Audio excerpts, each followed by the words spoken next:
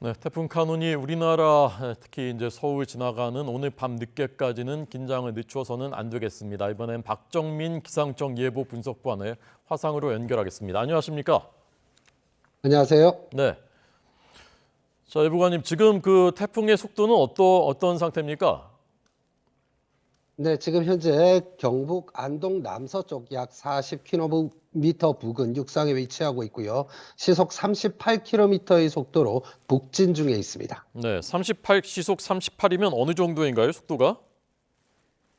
예, 상륙할 때 20km 내외였고요. 지금 현재는 남풍의 지향류를 받으면서 속도가 그 2배 정도로 조금 빨라진 상황인데 네. 중부지방으로 태풍이 북상하면서 이 지향류가 다시 약해질 것으로 예상이 되고 있는 상황이라서 이 속도가 조금씩 더 느려질 가능성이 있습니다. 네. 어느 정도까지 더 느려집니까? 중부지방에 올라오면요.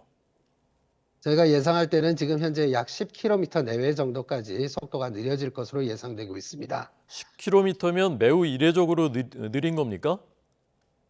네, 태풍의 진행 방향하고 상당히 관계가 많은데요. 우리나라에 영향을 주는 태풍은 남쪽에서 북쪽으로 지금 현재와 우리 내륙을 종단해서 이렇게 영향을 미치는 태풍은 흔하지는 않습니다. 아주 이례적이라고 말씀드릴 수가 있는데요. 네. 우리나라는 중위도의 편석풍지대에 위치해 있기 때문에 대부분의 태풍이 북태평양 고기압 가장자리를 따라서 남서에서 북동으로 진행하는 방향을 갖게 됩니다. 이러면 우리나라 주변에 강한 바람을 타고 상당히 빠른 속도로 우리나라를 서쪽에서 동쪽으로 지나가게 되는 경우가 거의 대부분인데요.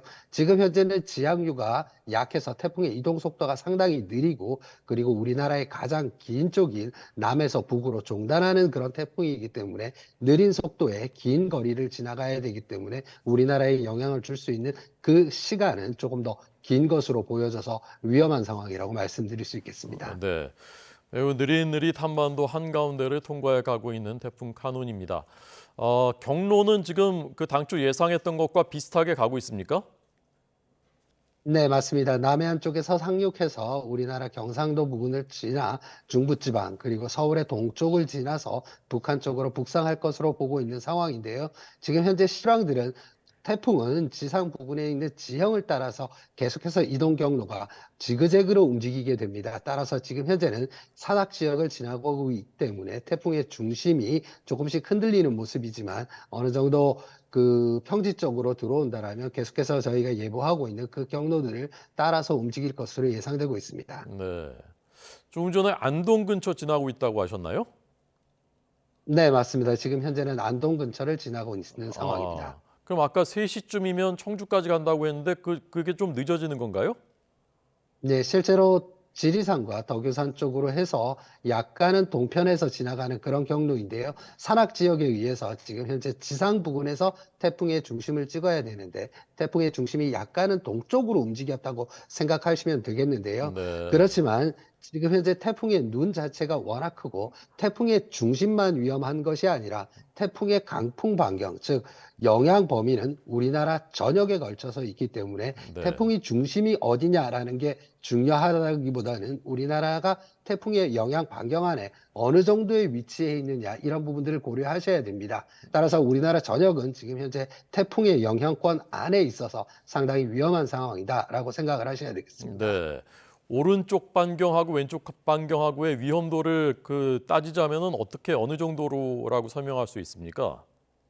네, 교과서에서 나와 있듯이 태풍의 진행 방향의 오른쪽이 위험 반경입니다. 그렇지만 이는 저위도에서 매우 태풍이 강할 때 그리고 이동 속도가 빠를 때 해당되는 얘기고요. 지금처럼 남쪽에서 북쪽으로 진행하는 중위도에 위치한 고기압 태풍이고 그리고 우리나라 같은 지역의 영향을 받고 있다라고 생각을 하면 왼쪽이든 오른쪽이든 다 위험하다고 보셔야 되고요. 네. 오른쪽 반시계 방향 회전하는 강한 바람에 의해서 지형에 영향을 받는 곳이 더욱 위험합니다. 그런 곳이 바로 산악지역, 강원 영동 지역과 그리고 태백산맥, 소백산맥 자락이라고 말씀드릴 수가 있겠습니다. 네. 강원 영동 지역 특히 주의해야 한다. 특히 산사태, 산악이 많은 산악 지형이기 때문에 더욱 그렇다는 말씀입니다. 비와 바람이 모두 위험한 겁니까? 네, 그렇습니다. 태풍의 그 세력이 얼마나 강하냐의 문제도 있지만 태풍의 이동 속도가 바람의 영향이 많으냐, 비의 영향이 많으냐 이런 부분들을 따지게 될 수가 있겠는데요. 네네. 빠르게 강한 태풍이 빠르게 지나간다라면 실제 강수량은 강우 강도 플러스 그리고 지속 시간이 되어야 강수량이 되는데요. 빠르게 지나가면 비의 피해보다는 바람의 피해가 훨씬 더 심할 수 있지만 네. 지금처럼 중급 세력을 유지하면서 느리게 지나가면서 지속 시간이 오래 걸린다라면 바람에 의한 피해도 있겠지만 지형의 영향을 받는 지역에서는 비의 피해도 상당할 것으로 예상되고 있습니다. 네. 그 지형 그 영향받는다는 것이 아까 그 산악 말씀하신 거죠? 네, 맞습니다. 네, 네. 그래서 당초 예상보다 약간 동쪽으로 태풍 중심은 가고 있기 때문에 조금 더 이제 북상하는 속도가 조금 더 예상보다 느려지고 있다는 말씀인데 그러면 이 서울 수도권 지나는 시간이 몇 시 정도로 예상하십니까? 예, 앞서도 말씀드렸지만 태풍의 중심만 위험한 것이 아니기 때문에 이런 부분에 대한 큰 의미는 둬야 되지는 않는다라고 생각이 되는데요. 태풍의 강풍 반경이 수도권 쪽에서 가깝게 유지되는 건 오늘 밤이라고 생각이 되고 있는 상황이고요. 서울을 지나서 북한 쪽으로 이동을 하면서 태풍의 강풍 반경이 우리나라 쪽에서 완전히 벗어나는 그런 시점은 내일 새벽 정도나 되어야 될 것으로 예상되고 있습니다. 네. 밤 10시쯤 서울에 최근접한다고 했었는데 그 시간 예상은 그대로 유지되는 겁니까? 예, 달라지진 않았습니다. 네. 아까 이제 저희 기상 그 재난 기자의 설명이 특히 수도권 지나갈 때는 바람 위험하다, 바람이라는 것이었는데 그 동의하시는 건가요?